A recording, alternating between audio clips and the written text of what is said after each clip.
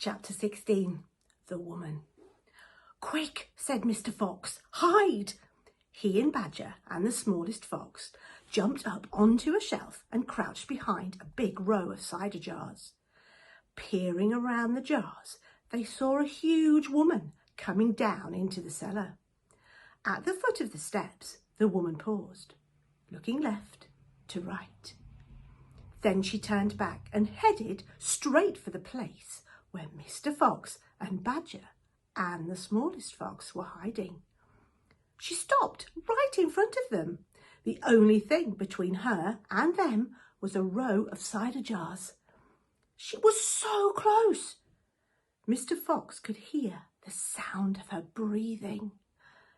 Peeping through the crack between the two bottles, he noticed that she carried a big rolling pin in one hand.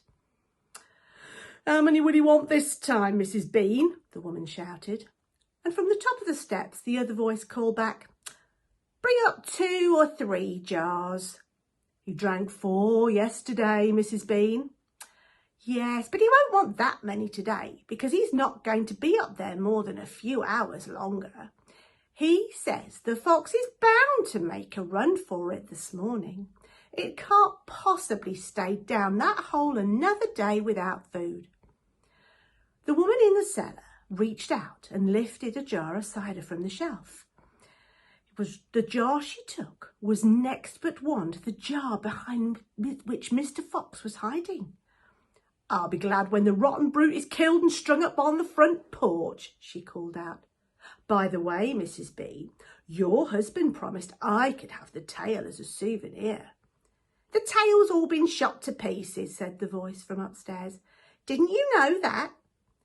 "You mean it's ruined?" "Of course it's ruined. They shot the tail, but missed the fox." "You can have the head instead, Mabel. You can get it stuffed and hang it on your bedroom wall. Hurry up now with that cider." "Yes, ma'am, I'm coming," said the big woman, and she took a second jar from the shelf. "If she takes one more, she'll see us," thought Mr. Fox.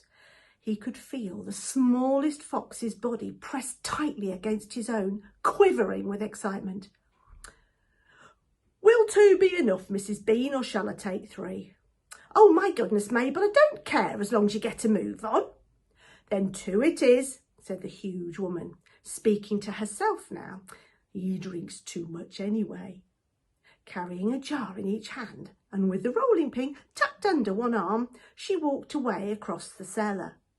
At the foot of the steps, she paused, looked around, sniffing the air. "There's rats down here again, Mrs. B. I can smell 'em." "Then poison them, woman, poison them. You know where the poison's kept." "Yes, ma'am," Mabel said. She climbed slowly out of sight up the steps. The door slammed. "Quick," said Mr. Fox, "grab a jar each and run for it."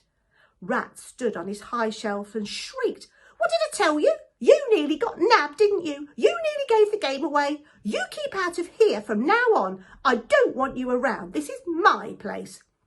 "You," said Mr. Fox, "are going to be poisoned." "Poppycock," said Rat. "I sit up here and watch her putting the stuff down. She'll never get me." Mr. Fox and Badger and the smallest fox ran across the cellar, clutching a gallon jar each. "Goodbye, Rat," they called out as they disappeared through the hole in the wall. "Thanks for the lovely cider." "Thieves!" shrieked Rat. "Robbers! Bandits! Burglars!"